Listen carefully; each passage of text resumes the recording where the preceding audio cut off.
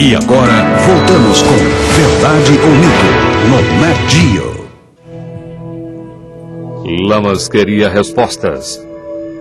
Ele chamou seu amigo, Dr. Jim Kunkel, que tem uma clínica veterinária em Atlanta, Texas, a poucos quilômetros da fazenda de Lamas. O Dr. Kunkel achou a cena tão estranha quanto Lamas.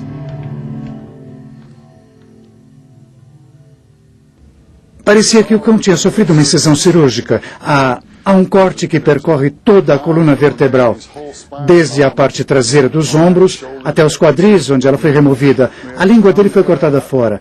Não há danos nos dentes ou mandíbulas. Mas não acho que tenha sido um acidente natural, como se um carro ou trem tivesse atropelado o animal. Parece que algo desceu do céu, o pegou e retirou toda esta parte, além de todos os seus órgãos e partes do corpo, e depois desapareceu. As descobertas do Dr. Jim e a pesquisa de Rick sobre as mutilações de animais levaram ambos a relatos de uma fera sugadora de sangue chamada de El Chupacabras. E enquanto lia a respeito do assunto, Lamas de repente teve uma lembrança arrepiante. Há anos, uma de suas filhas, Mallory, é perturbada por causa de um fato. Ela tinha apenas 5 anos quando viu aquela coisa. De repente, eu vi um borrão amarelo. Parecia uma pessoa pequena, um homem pequeno, um homenzinho. Dava para perceber que ela ficou muito preocupada. Eu sabia que ela tinha visto alguma coisa.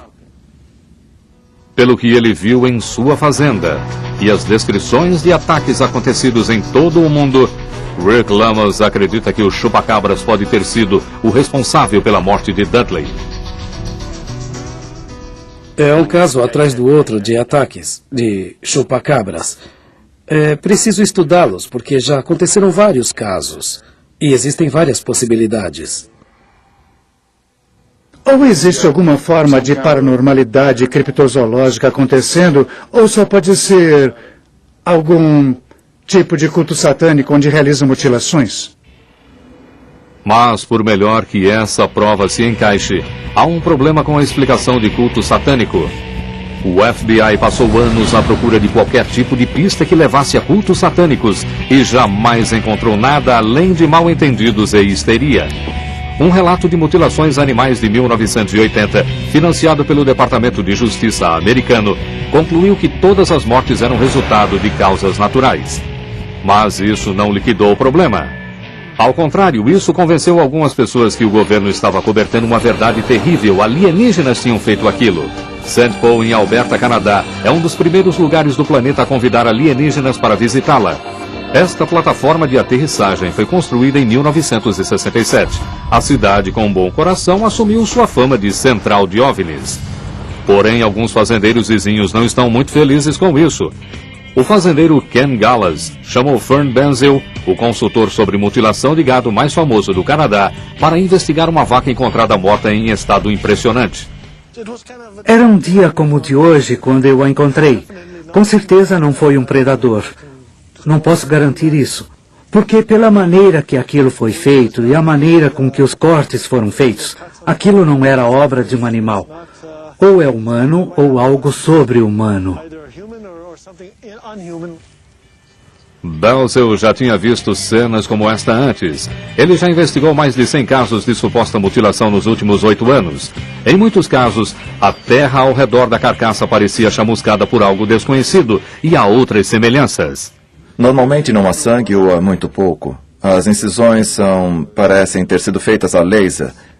E esses animais, muito frequentemente, morrem em uma posição muito desajeitada. Eles morrem instantaneamente, sem lutar. E nunca encontrei pegadas.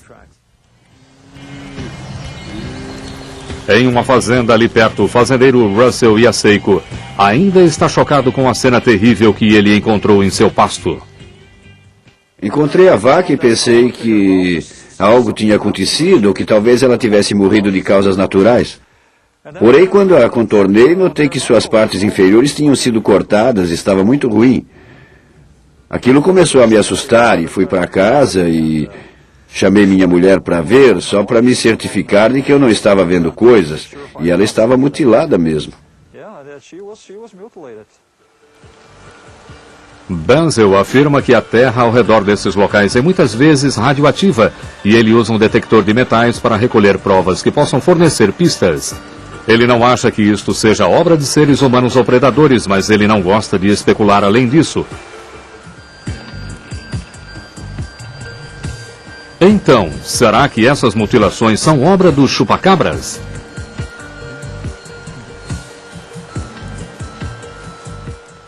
Tudo é determinado pelo contexto cultural. Se você tivesse um animal que fosse morto em uma parte do mundo, a resposta seria OVNI. Se o mesmo animal fosse morto em outra parte qualquer, a resposta seria: isso é coisa dos chupacabras. Há décadas, um jovem xerife ativo que tinha encontrado o fenômeno de mutilação ficou cansado das histórias de OVNIs e pânico satânico e decidiu fazer algo a respeito. Ele criou um experimento inusitado que produziu resultados irritantes para a comunidade da mutilação. As misteriosas mutilações nos Estados Unidos não são tão misteriosas assim, de acordo com o xerife aposentado Herb Marshall, de Arkansas. Ele tinha testemunhado a histeria provocada pelas mortes bizarras ligado na sua jurisdição no condado de Washington. Mas Marshall decidiu atrair o que quer que estivesse causando as mutilações para perto dele. Um bom investigador sempre procura o que, quando, onde, porquê e como. Uma vez que há algo que fez com que aquele animal ficasse daquele jeito, então resolvemos analisar. Decidimos manter as nossas mentes abertas. Em 1979, começaram a surgir relatos de que cabeças de gado tinham sido atacadas e terrivelmente mutiladas no norte de Arkansas. Os olhos e os órgãos sexuais desapareceram, a língua foi cortada e a pele da carcaça foi toda arrancada. O pânico tomou conta da comunidade e os boatos começaram a surgir. Será que foram alienígenas ou satanistas? Rick O'Kelly era delegado subordinado a Herb Marshall. Gosto de chamar aquilo de síndrome da Guerra dos Mundos, porque depois que chega a imprensa, a população não quer mais ouvir uma explicação. Mas, sob o ponto de vista dos investigadores, nossa preocupação era se havia leis sendo infringidas e se alguém estava matando o gado das pessoas, que é propriedade privada, intencionalmente. O veterinário local suspeitou que o gado estava morrendo devido a uma doença chamada de peste da manqueira. Mas isso não explicava as mutilações aparentes. Perplexo, mas ainda não muito disposto a aceitar a explicação satanista ou sobrenatural, Marshall adotou um método inusitado. Ele decidiu observar uma carcaça recente por alguns dias e ver o que realmente aconteceria com ela. Com a ajuda do veterinário, alguns de seus subordinados e uma vaca bem morta, foi exatamente o que ele fez. Um fazendeiro local doou a carcaça e os policiais colocaram-na no meio de um campo aberto, reproduzindo as condições em que as cabeças de gado mutiladas foram encontradas. Uma de nossas preocupações era: os veterinários locais estavam acostumados a trabalhar com animais vivos e não havia ninguém conhecido especializado em trabalhar com animais mortos, principalmente num certo espaço de tempo. Eles montaram uma tenda para observação para se esconderem de qualquer tipo de carniceiro natural que pudesse vir se alimentar na carcaça da vaca, tais como urubus, que, pelo que se sabe, deixam cortes e incisões estranhas nas carcaças.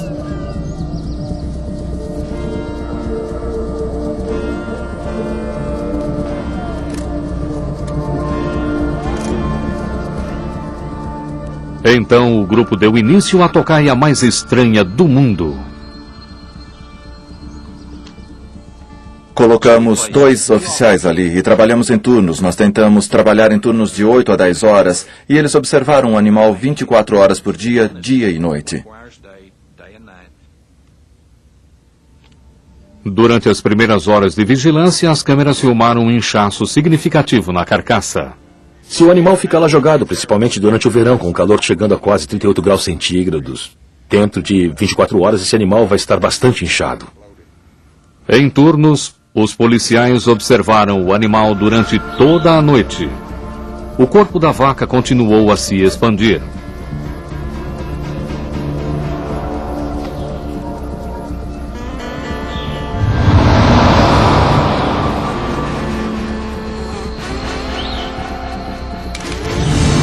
Pela manhã, a pele da vaca começou a arrebentar. Os urubus suspeitos não apareceram, mas milhares de outros criminosos inesperados surgiram. Moscas varejeiras.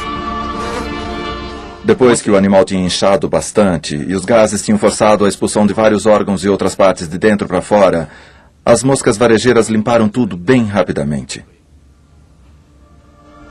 As moscas põem ovos em aberturas macias como olhos, ouvidos, narinas e órgãos sexuais. A boca das larvas se prende à carne em decomposição e sua saliva dissolve os tecidos mortos. Em poucas horas, estes microcirurgiões tinham criado cortes que poderiam ser comparados àqueles feitos por bisturis ou laser. E os insetos resolveram mais um mistério. Eles deram um jeito no sangue da carcaça e ao redor dela com uma eficiência incrível. Em questão de horas, eles criaram a cena que parecia exatamente igual à que vimos em nossa investigação. Depois de 48 horas de observação, a mãe natureza tinha criado uma mutilação de gado característica. E o departamento do xerife do condado de Washington considerou o caso das mutilações inexplicáveis de gado encerrado.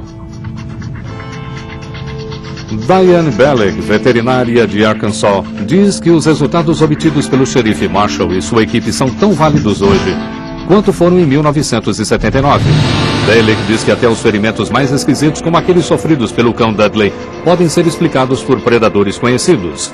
Onde o dono de Dudley e seu veterinário viram uma coluna vertebral cirurgicamente retirada, Belleg vê músculos e tecidos claramente rasgados por um coiote ou uma raposa. E onde eles veem perfurações suspeitas, Belleg vê o resultado de um ataque selvagem normal. Parece que as causas naturais mais mundanas, urubus, moscas varejeiras e um inchaço, podem fazer uma carcaça parecer que foi estranhamente mutilada e que seu sangue foi sugado. Mas e quanto à chamada prova indiscutível da existência do chupacabras, as pegadas estranhas encontradas nas cenas de matança de animais e o suposto corpo do assassino? A primeira prova indiscutível são as pegadas. É assim que devem ser vistas. A pata do chupacabras é assim. Elas supostamente provam que a criatura anda ereta sobre 2 pés. Tanto em Miami quanto no Chile, nas cenas dos supostos ataques realizados pelo famoso sugador de cabras, um especialista em paranormalidade, Virgílio Sánchez Ocerro, fez moldes de gesso do que ele imagina ser as pegadas do assassino. Levamos esses moldes para o biólogo Esteban Sarmiento, do Museu de História Natural de Nova York. Sarmiento é especialista em impressões de animais selvagens. E para ele, essas pegadas estão boas demais para serem verdadeiras. Há uma série de coisas nestas pegadas que me faz achar que elas não são pegadas autênticas de um animal se movendo no solo. O sentido da pegada está cortado. Não é possível que o animal tenha deixado essa marca. Assim, acaba parecendo que ela foi esculpida ou o animal estava deitado, imobilizado, para que o material do molde fosse posto sobre a sua pata e depois retirado. Uma pegada verdadeira mostraria as garras arranhando a terra conforme o animal se moveu, e não ficaria apenas marcada no solo perfeitamente preservada. Acho que ele poderia ter esculpido pequenos pés de chupacabras e colocado nos seus pés e ficar pulando com os moldes, e isso criaria pegadas de chupacabras mais reais. A pegada também mostra apenas a palma e as garras, nada de pelos ou escamas, por exemplo. Mesmo se fosse um réptil, ele deixaria a marca de uma escama, mas isto tem a mesma textura de superfície do lado como tem sobre a digital da palma, como dá para ver aqui.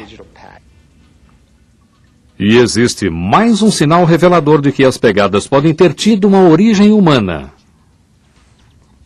Eu quase consigo ver o que me parece que alguém cutucou com um dedo aqui dentro. E quando olhamos para dentro, existe algo parecido com sulcos de impressão digital bem aqui. Ou seja, tem uma impressão digital. Eu consigo pôr meu dedo aqui e tirar. Em geral, Sarmiento não vê nada que sugira que um assassino desconhecido que anda ereto tenha atacado fazendas da América Latina.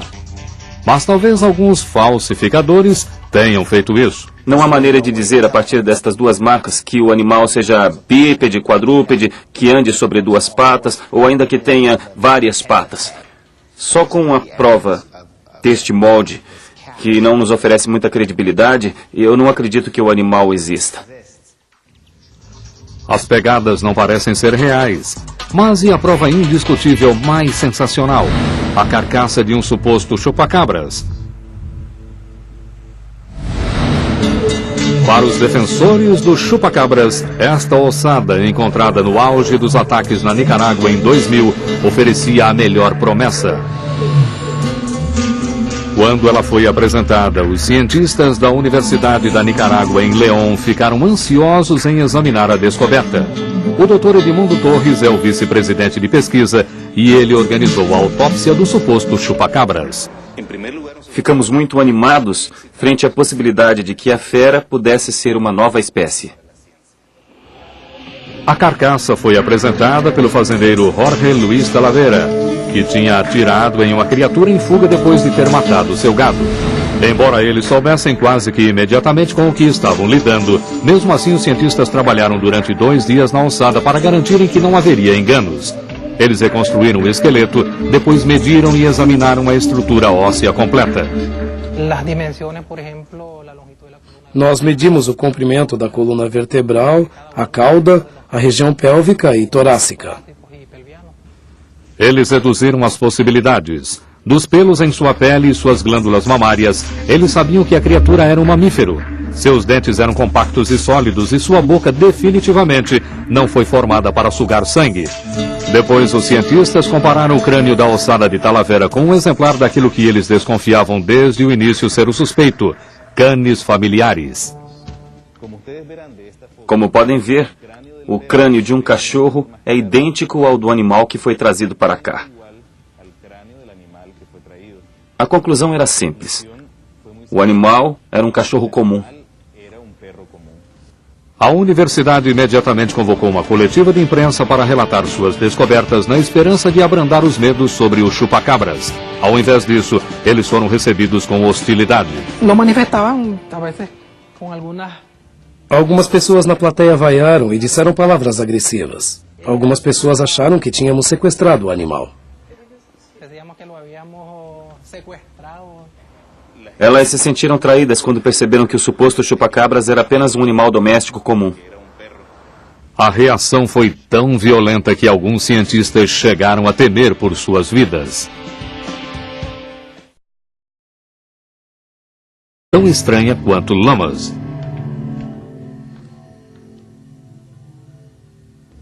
Parecia que o cão tinha sofrido uma incisão cirúrgica. Há um corte que percorre toda a coluna vertebral, desde a parte traseira dos ombros até os quadris, onde ela foi removida. A língua dele foi cortada fora. Não há danos nos dentes ou mandíbulas. Mas não acho que tenha sido um acidente natural, como se um carro ou trem tivesse atropelado o animal. Parece que algo desceu do céu, o pegou e retirou toda esta parte, além de todos os seus órgãos e partes do corpo, e depois desapareceu. As descobertas do Dr. Jean e a pesquisa de Rick sobre as mutilações de animais levaram ambos a relatos de uma fera sugadora de sangue chamada de El Chupacabras. E enquanto lia a respeito do assunto, Lamas de repente teve uma lembrança arrepiante. Há anos, uma de suas filhas, Mallory, é perturbada por causa de um fato. Ela tinha apenas 5 anos quando viu aquela coisa. De repente, eu vi um borrão amarelo. Parecia uma pessoa pequena, um homem pequeno, um homenzinho. Dava para perceber que ela ficou muito preocupada. Eu sabia que ela tinha visto alguma coisa. Pelo que ele viu em sua fazenda e as descrições de ataques acontecidos em todo o mundo, Rick Lamas acredita que o chupacabras pode ter sido o responsável pela morte de Dudley. É um caso atrás do outro de ataques de chupacabras. É preciso estudá-los, porque já aconteceram vários casos. E existem várias possibilidades. Ou existe alguma forma de paranormalidade criptozoológica acontecendo, ou só pode ser algum tipo de culto satânico onde realizam mutilações? Mas, por melhor que essa prova se encaixe, há um problema com a explicação de culto satânico. O FBI passou anos à procura de qualquer tipo de pista que levasse a cultos satânicos e jamais encontrou nada além de mal-entendidos e histeria. Um relato de mutilações animais de 1980, financiado pelo Departamento de Justiça americano, concluiu que todas as mortes eram resultado de causas naturais. Mas isso não liquidou o problema. Ao contrário, isso convenceu algumas pessoas que o governo estava cobertando uma verdade terrível. Alienígenas tinham feito aquilo. St. Paul, em Alberta, Canadá, é um dos primeiros lugares do planeta a convidar alienígenas para visitá-la.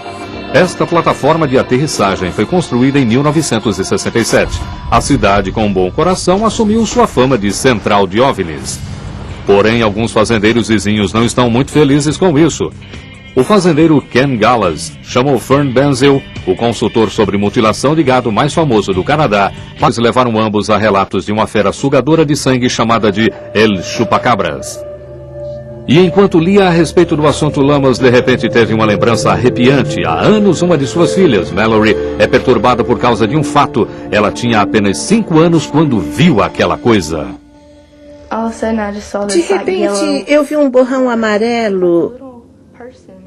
Parecia uma pessoa pequena, um homem pequeno, um homenzinho. Dava para perceber que ela ficou muito preocupada. Eu sabia que ela tinha visto alguma coisa.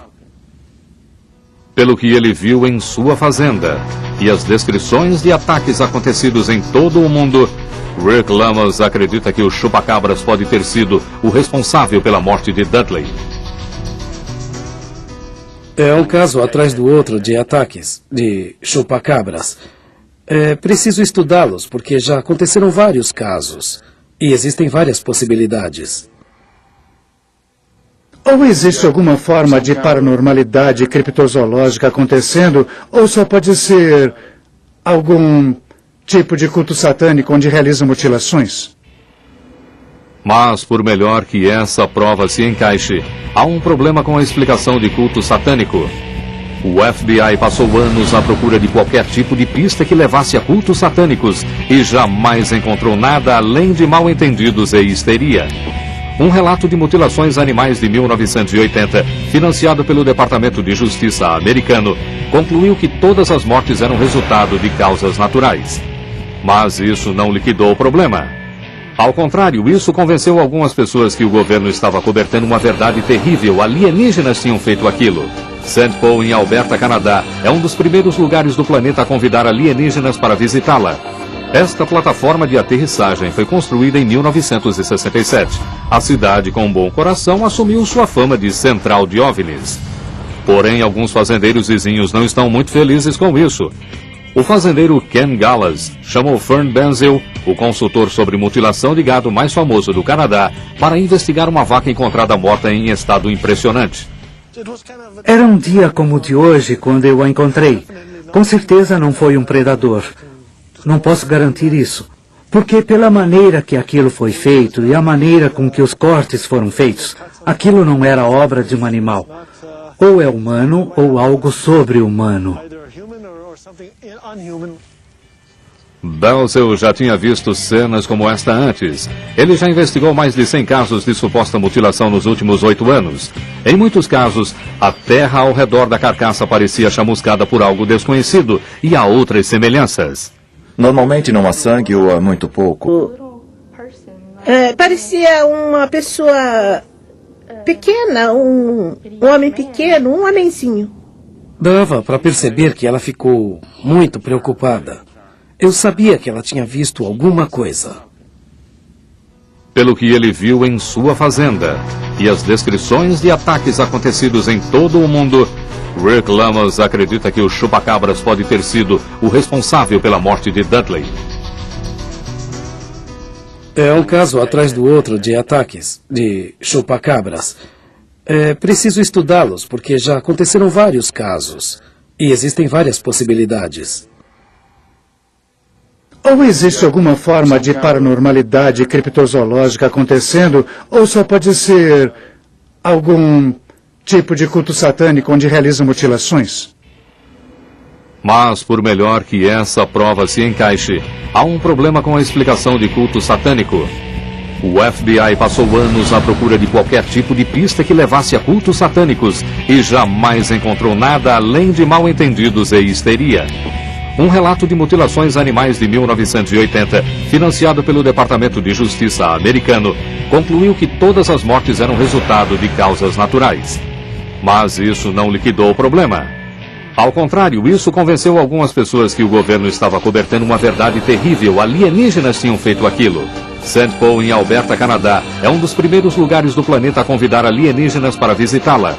Esta plataforma de aterrissagem foi construída em 1967. A cidade, com um bom coração, assumiu sua fama de central de OVNIs. Porém, alguns fazendeiros vizinhos não estão muito felizes com isso. O fazendeiro Ken Gallas chamou Fern Benzel, o consultor sobre mutilação de gado mais famoso do Canadá, para investigar uma vaca encontrada morta em estado impressionante. Era um dia como o de hoje quando eu a encontrei. Com certeza não foi um predador. Não posso garantir isso. Porque pela maneira que aquilo foi feito e a maneira com que os cortes foram feitos, aquilo não era obra de um animal. Ou é humano ou algo sobre-humano. Benzel já tinha visto cenas como esta antes. Ele já investigou mais de 100 casos de suposta mutilação nos últimos 8 anos. Em muitos casos, a terra ao redor da carcaça parecia chamuscada por algo desconhecido e há outras semelhanças. Normalmente não há sangue ou há muito pouco. As incisões parecem ter sido feitas a laser. E esses animais, muito frequentemente, morrem em uma posição muito desajeitada. Eles morrem instantaneamente, sem lutar. E nunca encontrei pegadas. Em uma fazenda ali perto, o fazendeiro Russell Yaseiko ainda vê o que me parece que alguém cutucou com um dedo aqui dentro. E quando olhamos para dentro, existe algo parecido com sulcos de impressão digital bem aqui. Ou seja, tem uma impressão digital. Eu consigo pôr meu dedo aqui e tirar. Em geral, Sarmiento não vê nada que sugira que um assassino desconhecido que anda ereto tenha atacado fazendas na América Latina. Mas talvez alguns falsificadores tenham feito isso. Não há maneira de dizer a partir destas duas marcas que o animal seja bípede, quadrúpede, que ande sobre 2 patas ou ainda que tenha várias patas. Só com a prova deste molde, que não nos oferece muita credibilidade, eu não acredito que o animal exista. As pegadas não parecem ser reais. Mas e a prova indiscutível mais sensacional? A carcaça de um suposto chupacabras. Para os defensores do chupacabras, esta ossada, encontrada no auge dos ataques na Nicarágua em 2000, oferecia a melhor promessa. Quando ela foi apresentada, os cientistas da Universidade da Nicarágua em León ficaram ansiosos em examinar a descoberta. O Dr. Edmundo Torres é o vice-presidente de pesquisa e ele organizou a autópsia do suposto chupacabras. Ficamos muito animados frente à possibilidade de que a fera pudesse ser uma nova espécie. A carcaça foi apresentada pelo fazendeiro Jorge Luis Talavera, que tinha atirado em uma criatura em fuga depois de ter matado seu gado. Embora eles soubessem quase que imediatamente com o que estavam lidando, mesmo assim os cientistas trabalharam durante 2 dias na ossada para garantirem que não haveria enganos. Eles reconstruíram o esqueleto, depois mediram e examinaram a estrutura óssea completa. Nós medimos o comprimento da coluna vertebral, a cauda, a região pélvica e torácica. Eles reduziram as possibilidades. Dos pelos em sua pele e suas glândulas mamárias, eles sabiam que a criatura era um mamífero. Seus dentes eram compactos e sólidos e sua boca definitivamente não foi formada para sugar sangue. Depois, os cientistas compararam o crânio da ossada de Talavera com um exemplar daquilo que eles desconfiavam desde o início ser o suspeito, canis familiares. Como podem ver, o crânio de um cachorro é idêntico ao do animal que foi trazido para cá. A conclusão era simples. O animal era um cachorro comum. A universidade imediatamente convocou uma coletiva de imprensa para relatar suas descobertas na esperança de abrandar os medos sobre o chupacabras. Ao invés disso, eles foram recebidos com hostilidade. Algumas pessoas na plateia vaiaram e disseram